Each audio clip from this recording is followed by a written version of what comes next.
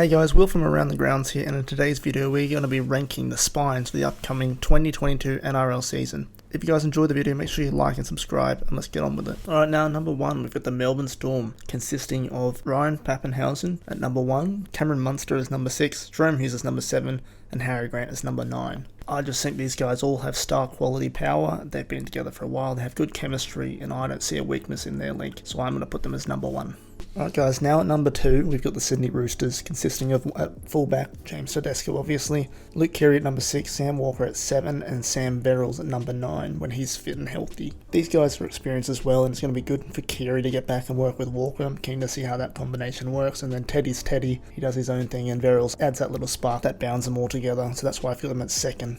Alright guys, now at 3rd we've got the Penrith Panthers, and they get the same spine as they had that won the premiership last year, consisting of Edwards at fullback, Luai and Cleary in the halves, and Coruscant at number 9. Honestly, I could put the Panthers in 1st or 2nd as well, but I just think there's a bit of difference between the fullbacks. If you look at Edwards, he's a good fullback, he's safe, but he doesn't have that star quality, and he doesn't have that attacking prowess that the other two fullbacks in the Roosters and the Storm have. So that's the only reason that I put them in 3rd place. But they have won a premiership, so I could put them anywhere. Alright, now at number 4, I've got the Manly Sea Eagles, with the same lineup they had last year. Tommy Turbo at number 1, Kieran Foran at number 6, Cherry Evans at the halfback, and Lachlan Croker as number 9. They're at number 4 because basically Tommy Turbo is a machine, and Foran and Cherry Evans complement each other well. If Croker works in his game and keeps improving, then they're going to be even better than they were last year, so that's why I've got them at number 4. Alright, now at number 5 I have the South Sydney Rabbitohs. And this one's tricky because Latrell Mitchell is suspended for a bit of the year, so I had to take that into consideration. So at the moment we've got Blake Taaffe at number 1, Cody Walker at number 6, Milford at number 7, and Damien Cook at 9. I've got them a bit lower even though they made the grand final last year, and that's purely because they don't really have a halfback to say. Milford's more of a 5'8" like Cody Walker. It'll be interesting to see who can run the show and who can direct the whole team around the park. But for now I'm just going to put them at number 5 and we'll see how they go. Now at number 6 we've got the Paramount Eels, consisting of Clint Gutherson at number 1, Dylan Brown at number 6, Mitchell Moses at number 7, and Reid Mahoney at number 9. These guys have again stayed as the same spine. They're a good spine, they work well together, but they just lack that bit of star quality that the top sides have. So we'll see how they go this year, but I'm going to have them at number 6 just purely because they don't have that star quality that the other teams have, but they're still good nonetheless. Alright, now at number 7, which may be a bit of a surprise, is the New Zealand Warriors, consisting of fullback Dallin Watene-Zelezniak, Cody Nikorima at number 6, and Shaun Johnson, who's now come back to the Warriors at 7, and Wade Egan at number 9. I've got them as 7 because Nikorima and Johnson historically have been really good together and they complement each other quite well. Dallin Watene-Zelezniak is a good fullback, and I think when he has these two working together well, he's going to lift his game, and I think Wade Egan can also go to another level. So that's why I've got them at number 7, and I expect some good things from these guys next season.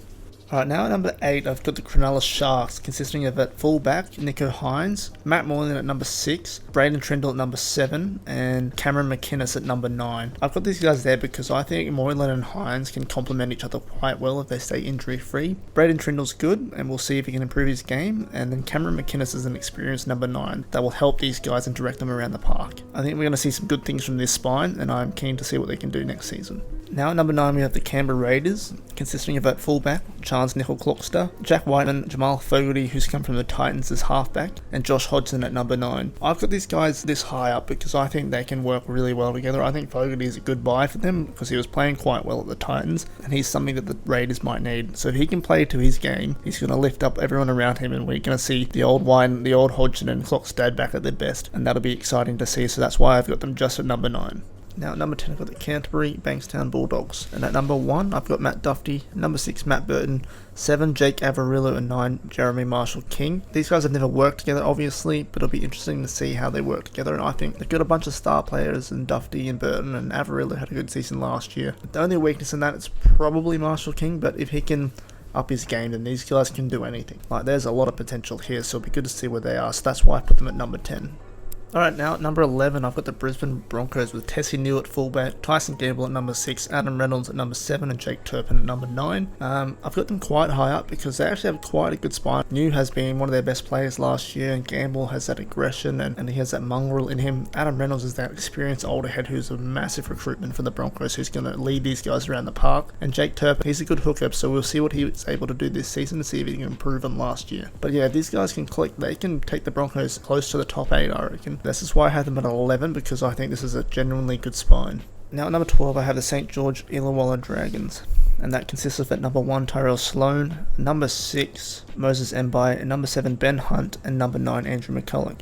I've got these guys as 12th basically due to their experience together, with Hunt and McCulloch playing together. I think Mbai is a good addition to them because he's experienced, and Tyrell Sloan will work well with these guys and should complement them well.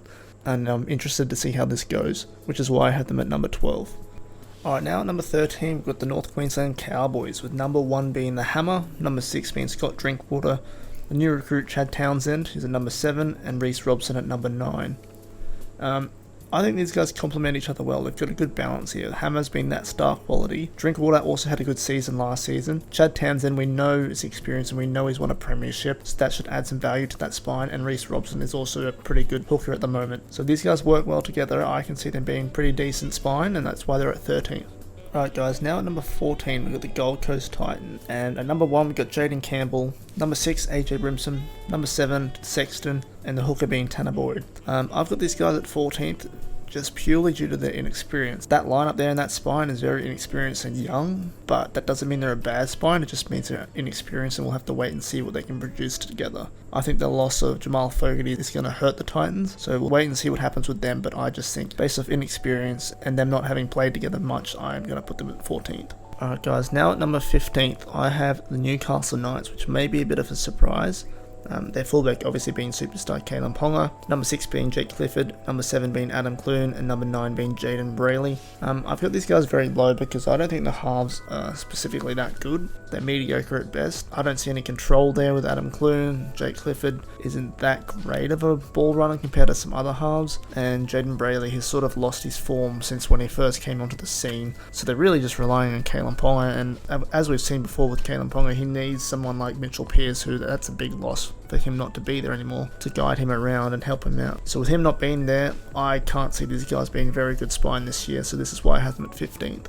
And now guys, that leaves the West Tigers as number 16th, the team I think has the worst spine in the competition heading into 2022, with number 1 being Dane Laurie, number 6 Jackson Hastings, 7 Luke Brooks, and 9 Jacob Little. Jack Hastings has not played in the NRL for quite a while. Luke Brooks has never really hit his stride since he came onto the scene, and I honestly don't rate him. Dane Laurie's been a breath of fresh air, but he needs that support around him to get to the next level, which I don't think these guys will give him. And Jacob Little he's a decent hooker, but there's not much else to say about him really. These guys don't really have any star quality besides Dane Laurie, and I can't see him carrying them to be a very good spine, so that's why I have them at last place. Alright guys, now that is the end of the video. If you guys liked the video, make sure you drop a like and subscribe. That'll help out the channel a lot. And remember, these are just predictions. I have no idea what's going to happen this season, and this is just based off what I know about the teams and the players. So yeah, if you guys have any comments or you guys have any differences in who you think is going to be the best spine this year, drop it in the comments and I'll have a look at them and respond back to you if I can. Yeah, with that being said, have a good one guys, and catch you in the next video.